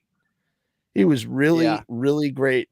Right. The Cro-Mags, Carpet Beggar, is saying the big money in the Cro-Mags reunion, that will never happen, ever. I'll be honest, I'm not really interested in it. It's just, not. Whatever. I actually still listen to Age of Quarrel every now and then, and I listen to it for the bass playing, actually. Really? There's some really, really good bass playing on that album. And when you can hear it in the mix, some of the slower songs, he's got some really nice bass lines in it. Paris was the first guest. Paris was the first guest on Pizza Punk. Yes, go listen to Paris's episode. I will. We actually ate pizza on the first episode of Pizza Punk, and it was really hard. When Shane went up to New York a couple of years ago to do a job, there was some sort of rap party, and when he came back, he was like, one of the Cro-Mags was there at the rap party. Apparently he's some kind of cameraman now. Yeah, that's Paris. Yeah, Paris that's what I thought. It's like, what is he, a Steadicam guy or something? He's a Steadicam, A-cam operator or something like that, and he's just constantly working, and he has a new band called the Agros, and he shoots these very elaborate, complicated music videos where he's like green screening himself. Yeah, check it out. It was cool. He did a great job. I was like, Paris, will you do the honor of being the first person on Pizza Punk? And he was like, it would be my pleasure. He's got some crazy guitar playing on that first album too, man. It's really he does. Yeah, he does. He told a great story about how he was almost in Screaming Mad George's band, The Mad. He almost was in that band. One of my favorite effects artists. Me too. Friggin' Bride of Reanimator, Society. I'll tell you what about Screaming Mad George he's sort of like my ideal, right, as an effects artist, because you can see the style in it in the same way that if you're reading a comic book, Graham Ingalls or Jack Davis drew that panel because that's the style, and that's how Screaming Mad George was. He has such a signature. He is adding his own surrealist bend to something that should be maybe more anatomically correct. Exactly. But he just does it. It's like he avoids respecting the anatomy in favor of injecting his own surrealist bend on a particular effect. And he does that in everything. He does that. If you watch the deleted scenes of Bride of Reanimator, when Meg, who's played by a different character, played not by Barbara Crampton, played by somebody else, she's in the opening and, freshly reanimated. And he did this crazy gag with her where she's just twists and turns and stuff. And it's like, it is that signature Screaming Mad George style that, and look at the end of Society. I mean, just like, oh my God. Yeah. The best. The best. Yeah, it really is. Like, all you can say about that movie is, my God. Yeah. Have I you love ever it. seen the video of him on Tube TV of the Mad performance at Max's Kansas City? Like what he used to do, like all the gags he used to do on stage? I don't think I've seen that. No. Oh, you No. have to check it out. It's like, I will. disemboweling himself on stage and pulling Yeah. his guts out while he's singing. The Yeah. tracks are really good too, man. Like I Hate Music, The Hell, Fried Egg, just good, Yeah. really, really good, fun punk rock stuff. So yeah, he's like the ultimate fusion of punk rock and movie making all rolled up Oh, into one absolutely. Yeah. in that kind of Yeah. way. It You really know, is and great. the unfortunate thing is, you can't, you don't really have the liberty to do that kind of art anymore, for the most part in a movie, because you were serving the vision of somebody else, Sure. and trying to accommodate that vision, right? Where I don't know how there was a beautiful window for special effects artists, that there was room for somebody like Screaming Mad George to do what he fucking did. But thank goodness there was, because now we've got those movies we can look back on. I mean, because he was operating in this really, I'll tell you why. I'll tell you exactly the reason for that. It's because he was operating in a market that was very, very solicitous of his talents, in the sense of he's working in the indie art world where, it's not like Brian Yuzna is not really beholden to a studio over the special effects in that kind of way. They're like, make it gross, make it bloody, Yeah. make it gory. That's all they care about. So, I mean, Right. when you're working for a guy like Brian Yuzna, who is such a facilitator of creative energy as well, you're just, I mean, you're going to have carte blanche, Well, and practical effects artists are not the rock stars that they used to be during Matt George's time, right? Sure. Where Sure. there was a fan base go to the movie because the practical effects artists had worked on that movie. Tony Gardner, Steve Johnson. Yeah. Love Steve Johnson. Savini, of course, Rob Bottin. Savini. And the guys in K&B, obviously, who are now rock stars in their own way. But not because of I guess they're the last, right? Yeah. I guess. I mean, and then what's his face split off from that. But those guys worked on every single movie you could possibly imagine, cutting their teeth on. Can you imagine your first job being to work under Savini on Day of the Dead? What a magical experience that must have been. Well, that was okay. So when he was working on Day of the Dead, K&B had not even been formed yet. They formed when they did Evil Dead 2, like a year or two later. That's when they really, I think they formed because they had gotten that job. I don't know. Don't quote me on that. And I mean, they just did. I mean, in fact, Kreutzmann is the reason why we even have From Dusk Till Dawn, because that was his story. He went to Quentin. He traded Quentin Tarantino the ear in Reservoir Dogs for Quentin Tarantino to write the screenplay for From Dusk Till Dawn. Yeah, I remember that story from somewhere, right? And that the deal was, we get to do every one of your movies after this, and they I didn't even know that, but yeah, they most certainly that's what it was. I think they've been with him ever since. They did. They most certainly did. I'm sure they did Grindhouse. I know that they did Kill Bill. I know that they did From Dusk Till Dawn, obviously. Greg Nicotero and Tom Savini are both in From Dusk Till Dawn. Right. I'm pretty sure it's always K&B in the Tarantino movies. I'm pretty sure. I mean, they sort of are, at least, or hell, he even gets level. Nicotero gets killed in Inglourious Bastards. He's the Nazi in bed. I didn't realize that. Yeah. There's like he's in the movie for like 1 second, but you see him get murdered in bed by I think it may be by the Nazi who kills Nazis, the German soldier who starts killing Right. Nazis.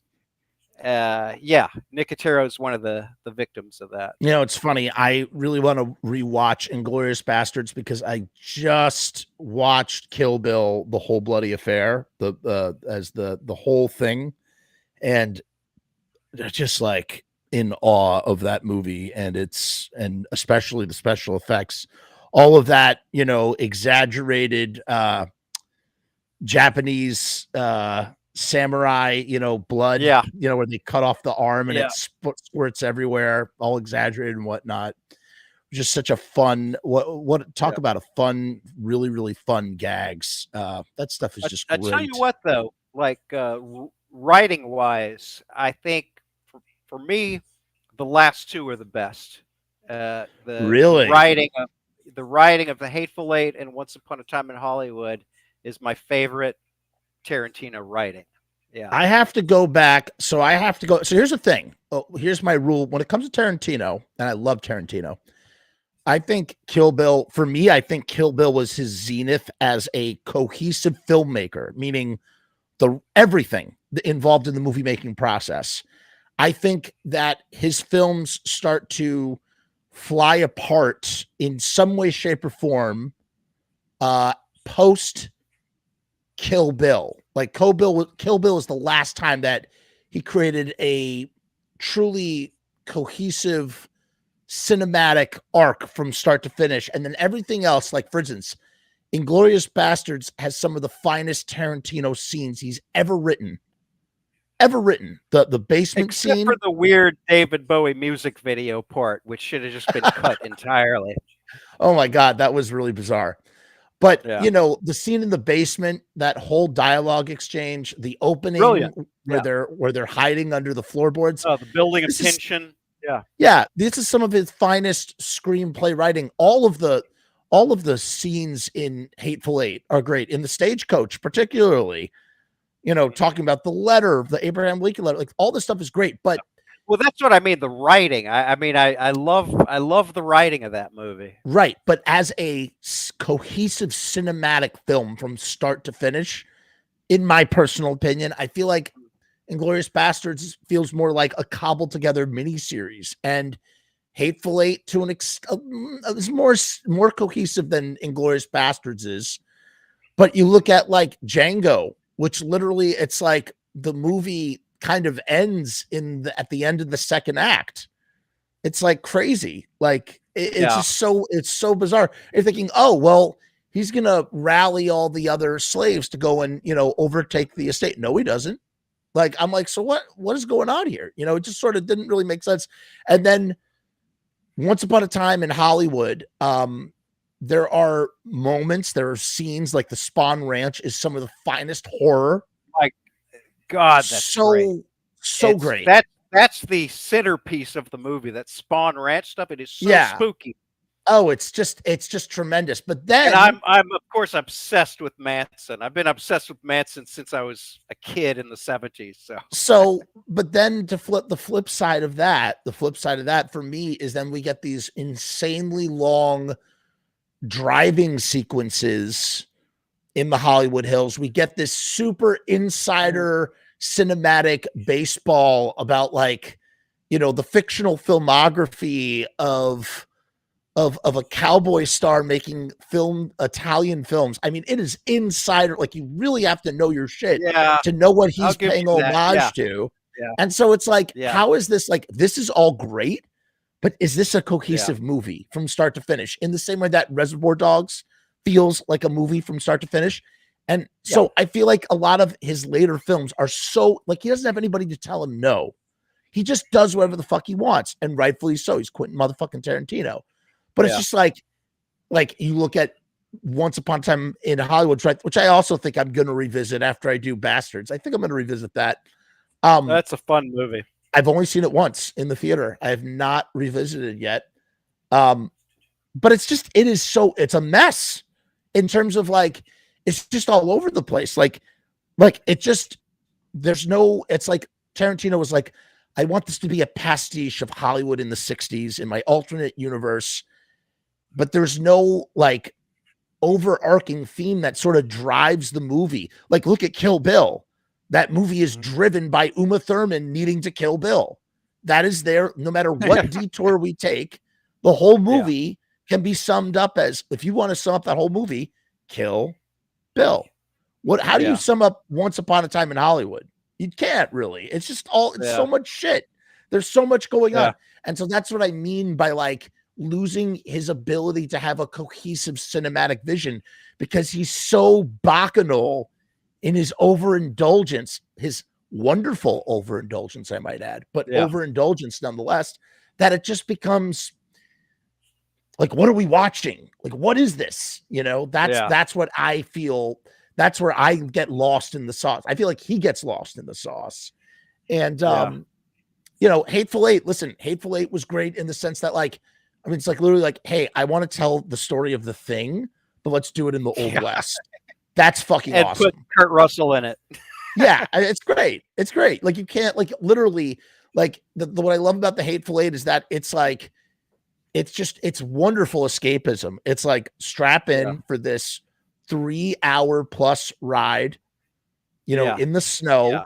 And it's a play, basically. It's a play. Like, yes. Pull off making a play that long and having it that entertaining for 3 hours. Because he's not the best filmmaker. He's not the best filmmaker in Hollywood, but by gosh darn it, he's one of the best screenwriters that ever lived. And he's one of the best. Yeah, absolutely. He's correction. He's one of the best scene writers who ever lived. He's taking all of these influences. Admit, I'm easily seduced by good writing, you know. Sure. And it could be that my my love of those last two movies, it's really about the writing. Sure. I'm very wooed by a lot of those scenes in those movies. But and you're focused on the micro, but when you pull back to the macro of it all, you're left with these very sort of, in my opinion, personally, I'm left watching this like, what is this? What is this big? This is like, this feels more like, this could be like an HBO miniseries that like is handling like, and if really, when you look at, say, Once Upon a Time in Hollywood, is almost like, it's its own Pulp Fiction in a way, with all these different stories. You have, and yes, they all kind of come together at the end, but you got Leonardo DiCaprio's trip. You got Margot. You got what's her face? Who got murdered, but doesn't get murdered in The Thing. Why is Sharon Tate? Sharon Tate.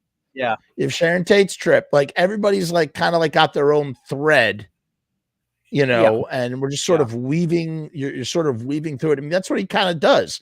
But it's like, it's very, it's just very amorphous. It doesn't really, I can't sum up Once Upon a Time in Hollywood the way I can go Kill Bill, or the way, you know, you're making me want to go back and give Kill Bill another shot too. I don't know. Listen, I think I've only watched all of them once. It's his masterpiece. It's his greatest cinematic achievement. Kill Bill. It's my favorite. It's so, and you know, I've now watched it as a singular film in the whole bloody affair, and I've also seen it as volumes 1 and 2, and it works great. You know, Kill Bill works as volumes 1 and 2. It works great because it's Kill Bill. Volume 1 is all Kill, and volume 2 is all Bill, and it works really well in that kind of way. The first one feels like a, you know, Lady Snowblood, and the second one is like a Western, you know, you just like, it's like you go out West. It's just, it really is Tarantino at the height of his powers, firing on all cylinders, weaving all of these incredible influences together into this, you know, cultural potpourri as like a pop culture DJ in the most perfect way. And, you know, it's an extension of what he did in Reservoir Dogs. And obviously Pulp Fiction is its own kind of potpourri in that it's not really there is no real cohesive storyline in the same way that that Once Upon a Time in Hollywood doesn't have a cohesive storyline, but it somehow feels more cohesive than Once Upon a Time in Hollywood to me personally. Yeah. So, you know, I'm kind of losing my voice right now. I'm probably gonna have to land this airplane. No, don't apologize. I love doing this. I love talking. Kevin, you're awesome, dude, man. I'm really glad to have you on the show. We definitely, when we do like at some point, I want to do a round table top 5. We do like top 5, our top 5 favorite, whatever. We'll have you on for that. That'll be fun. Oh yeah, anytime, man. Anytime. Cool. Well, it's good talking to you, Jeff. Dude, this is fucking great. I'm just trying to think if there's anything else we left, any open ends that we left. We have Angus in the comments saying, the only Tarantino movie I have not seen is Once Upon a Time. I have heard a lot of bad reviews of that movie. Listen, don't get me wrong. Once Upon a Time, I'm not saying that it's a bad movie. I'm just saying that it feels unfocused. If you absolutely should see it, and you will. There are so many great scenes. That movie crescendos in some of the finest. I don't even want to say. I don't want to spoil it for you, but like, you know, you have such wonderful. And you know, the thing that Quentin Tarantino does incredibly well in all of his films is that the violence. Some people used to really be afraid of the violence, or like, you know, they'd grimace at the violence. His violence is very slapstick. Mm-hmm. It's almost vaudevillian in a way. Yeah. In the same way that Evil Dead's violence is. Well, you know, the ass kicking that Brad Pitt gives to the Clem character on Spawn Ranch, total slapstick. Yeah, totally. And frankly, the ending is slapstick as well. I don't want to say anything more about it because I don't want to spoil it, but the ending is slapstick as well. And you don't look at it, you don't look at Tarantino violence with horror, even though people used to like really give him shit for his violence. And it's like, really, how could you like even be mad at Tarantino for his kind of violence, considering all of the horror movies that are way more horrifically violent than what he's doing? Yeah. Well, I personally, I'm far more bothered by misogyny in movies than I am by violence in movies. And I'm not going to name names, but there's a particular horror director that I am sick and tired of seeing rape scenes that you're supposed to chuckle at in a particular director's or guffaw at.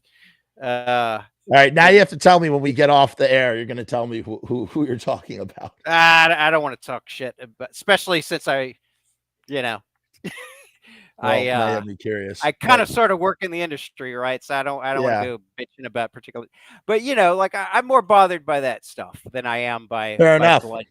Because you know, for me that's the real stuff. We're gonna end the show. This was a great show. I want to thank my guest Kevin. Check out his mask shop, everybody. The link is down in the comments. The Etsy shop. Again, I didn't even know this. These are hand-painted, handcrafted masks that Kevin makes with just in the way that people bake with love. Kevin bakes with love. Absolutely. Right? They bakes with love. Yeah. So, you know, check out his shop down in the links below. I'll also put it in the first comment. We'll pin it to the top. Check out that shop. It's pretty cool. And we'll have Kevin back on in some way, shape, or form in the future. I just really want to thank him again for his time and just coming on and doing this talk and just finding out more what makes Kevin tick and whatnot. So thank you, Kevin. Thank you, sir. All right. We're going to end the show. We say peace and hair grease. That's how we leave. Okay. Peace and hair grease. Peace and hair grease. I want to say two things. I totally forgot. One, coming up on Thursday, we are doing a show about Greg Graffin from Bad Religion and his views on early punk documentaries and what they get right and wrong. So that'll be very interesting. And then next week, I am super excited to have as guests on Pizza Punk. My favorite obsession right now, the Bad Nerves are coming on. The Bad Nerves, who I discovered through Spotify. They are the Ramones by way of the Strokes, by way of the Buzzcocks, by way of Jay Reatard. So if you like any of that kind of music, you are going to love Bad Nerves. They're actually Bad Nerves, not the Bad Nerves. Their self-titled album is just a talk about self-titled albums that are on fire. This album is on fire. I mean, I've listened to this thing 100 times all the way through. 27 minutes. You know, they kind of try to market themselves as like power pop or whatever, but they're not. They're like garage punk by way of, you know, Buzzcocks, poppy songwriting with, you know, that Ramones driving Marky Ramone beat with the Strokes and the Dolls, and just they are tremendous. And that album is so well produced, so well recorded. I can't wait to talk to them about how they made this album. So that's on Tuesday. Oh, Kevin, you have to listen to this album. That's on Tuesday. So check that out. That is not to be missed. It's going to be at a funky time because they're over in the UK. But I'm so glad that they have agreed to come on the show. Can't wait to speak to them. All right. Peace and hair grease. Kevin, hang on for a second.